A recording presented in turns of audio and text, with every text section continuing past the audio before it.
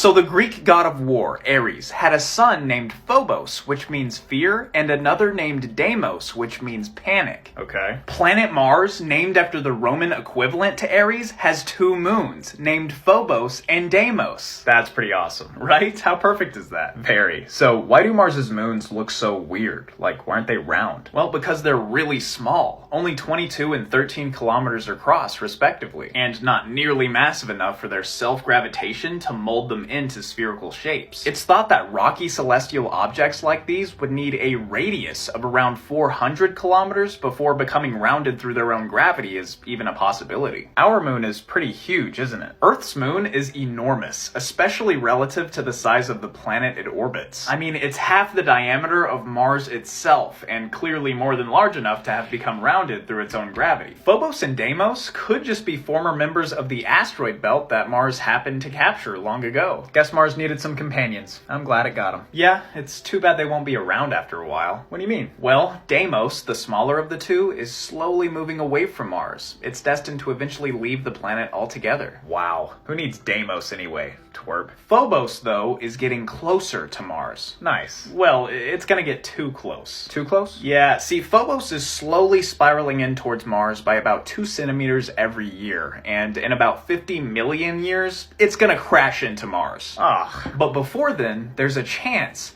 that it'll put a ring around Mars. A ring? Like Saturn? Yes. See, Phobos will eventually cross over an invisible boundary around Mars, which is known as its Roche limit. Every planet has this boundary. It's a place where moons and other things like comets and asteroids are destroyed, and how planetary rings are formed. Okay. You see, a planet's Roche limit is the point at which its tidal forces, which is the effect of gravity pulling harder on the near side of an object than its far side, becomes so great that the smaller orbiting body is put under so much stress that it crumbles and disintegrates, leaving behind an orbiting ring of rocky debris. Depending on how its structural integrity holds up, this could be how Phobos meets its end. Whoa, that would be awesome. So hey, for Mars, panic will leave and fear will be destroyed.